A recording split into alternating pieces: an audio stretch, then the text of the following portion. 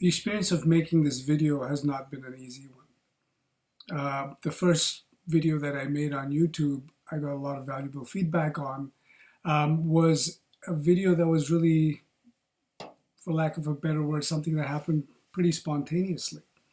It's something that I went in with very little expectations. And what came out at the end was something pretty organic. This video, the second time around, I've had a lot more information to work with. And as a result, my mind has sort of hijacked the experience and wanted to modify it in order to incorporate all those sort of conditions that were placed upon it. Whether that condition be the lack of sound or the lack of any unseemly body movements like scratching my shoulder or whatever have you. It's so interesting to see that even with the best intentions, imposing those sort of limits on your expression can severely obstruct its flow. Now, I'm not even talking about content. The content remains the same as it is before. It's happening spontaneously. I haven't really planned anything. I haven't thought about what I'm going to say today, but I just thought I'd begin by sharing this with you because I found it really quite interesting. Because you would think that with each time it would get easier, but it hasn't. So this is like, I don't know, my 15th attempt at making this video. And by this point, I'm pretty much of the mindset that I'm not going to really bother about how it appears or, how it looks, because I immediately noticed that as soon as I was focusing on that, the free flow of thought, the spontaneous stream of consciousness was immediately interrupted. And so I want to use that as an example and as a segue into the bigger picture, which is how we actually live our lives. When we're moving around on a daily basis in society, there's all kinds of conditions, either visible or invisible, whether obvious or suggested, that are imposed on us and that we're imposing on ourselves, whether consciously or unconsciously. It's happening all the time. This very simple act of making a YouTube video, which shouldn't be all that complicated, has resulted in 2.5 wasted hours. Well, not wasted, I guess, but 2.5 hours of really spinning my wheels, right? And that's just based on a few constructive criticisms, none of which were negative in the least. They were all positive criticisms. And so even with positive critique, the mind then takes that and attempts to change the experience in such a way that it'll be more seamless. But it can't do that. The mind has no control. And so when we move around in daily life, not everyone is critiquing us positively. Society does not have only positive expectations. A lot of what we face on a daily basis is negativity. And so when the mind is faced with negativity, its immediate response is to try and remove or mitigate that negativity so that it can have a more seamless experience. But counterintuitively, or I shouldn't say counterintuitively because the mind isn't really that intuitive, but counter to the mind's reason or rationale, the only way to have a seamless experience and to express yourself seamlessly is to let go of the need to express yourself and experience seamlessly. Because life is happening seamlessly. Life has all kinds of conditions imposed on it, but the expression of life itself is seamless. You move from moment to moment to moment in your day, and the day passes seamlessly. Now, you may not experience it seamlessly, but that's your experience. But the world moves and the universe operates seamlessly. You don't have any glitches or breaks in the experience of that life. And so, as beings and expressions of that life, we are designed to operate seamlessly. And yet, when we become aware of the conditions and begin to fixate on those conditions, then we begin to act in a manner which tries to calculate before the experience happens the best guess estimate of what that experience will look like, and so to adapt and to adjust our position with regards to that experience. And we usually, more often than not, end up screwing it up because we can't predict what that experience will look like. Even if we've had that experience 100 times before, we still don't know what this particular instance of the experience will look like. And so now, as I decided to sort of make this video and allow it to unfold in whatever way possible, you could probably sense that I don't really care that much this time around. You haven't watched the previous 15 takes, right? So this time around, I'm much more surrendered to the act of making this video for whatever purpose it's going to serve. And purpose is another very important aspect of our experience. It's always shrouded from us. It's always hidden from us. What the specific purpose of any particular experience is never going to be known by our minds. We may think we know. We may try and anticipate that purpose. We may even rationalize that purpose after it's happened and, fit it neatly into our scheme of things and our plans of life. But really, on a much deeper level, we have no idea why anything is happening the way it's happening. The mind likes to think it has an idea, but it really doesn't.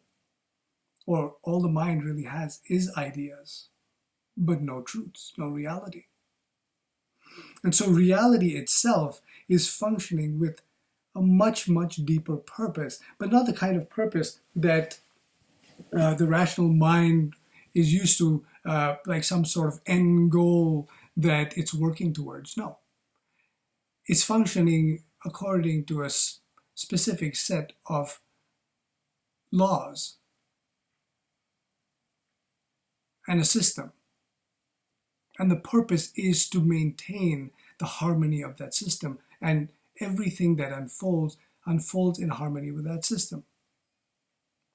And so no matter what is happening around you, even if it's a good event or a bad event, or it's a favorable event or a catastrophe, our minds may interpret the events of the world as being harmonious or disharmonious, but it never is. It is all always in harmony. But we can't sense that. And we can't sense that because we are only privy to a very small sliver of experience. And life is vast. All we're privy to is the one limited perspective that we have of life. It's like trying to view Wonderland through the little keyhole in Alice's door as she fell through the rabbit hole. There's not a whole lot you can see, and Wonderland is vast. And so life is also very vast, and there's a complexity to it that our minds cannot even begin to fathom. And so the mind is not the tool that is not a tool that's equipped to fathom or to understand the purpose of life. In fact, we have no such tools. However, when we allow ourselves to completely relax and settle into our own being, we can try that for a second in a few moments from now, but when we allow ourselves to really just settle down within ourselves, within our own being, within our own presence, and the mind begins to relax its need to constantly be in control or to be able to comprehend what's happening, then we begin to feel that seamlessness, that flow, if you will, that undercurrent that's always operating through life from moment to moment to moment. So no matter how you're feeling right now, um, you might be feeling certain positive feelings. You might be feeling certain negative feelings. You might be feeling certain feelings about this video or about me, about what I'm saying, which may be positive or negative. There's a whole universe of energies, this whole flux going on within you. Take a moment with me to just sit in silence and see if you can settle into your being.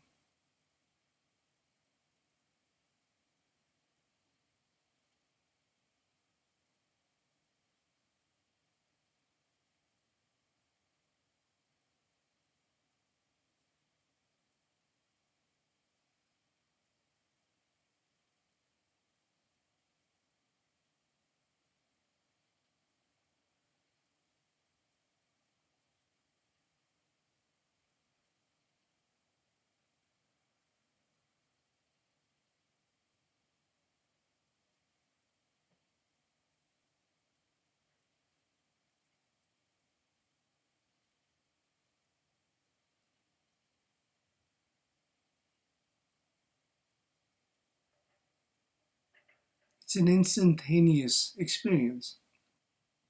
The moment you let go, it all automatically becomes seamless. And so the seams, for lack of a better term, are really imagined by your mind. The obstacles, the bumps, the holes in the road that jiggle and wiggle you around as you go along your path of life are really all invented by your mind. Screensaver just came on. And so even though the mind is convinced that it needs to be in the driver's seat, it needs to be in control in order for life to be seamless, in order to have a peaceful or happy or wholesome experience of life, it's actually exactly the opposite. It's when the mind subsides that we feel the most wholesome. It's when the mind subsides that we feel the most content or the most happy or the most have the most seamless experience of life. And so even though your mind may want to participate in that, and all our minds do, it somehow wants to be responsible for that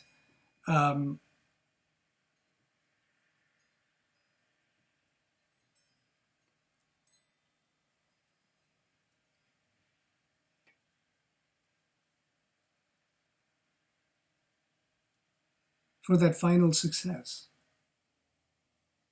The mind wants to be validated.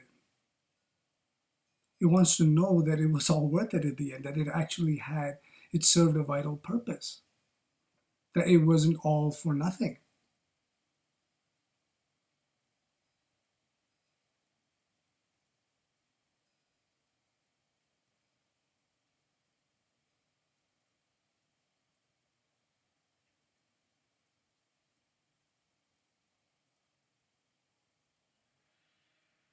But when you settle into your being, you realize that the mind is nothing. It doesn't exist. It's not there. The reality it creates and projects just simply doesn't exist. And all it really does is cause an interference in your perception.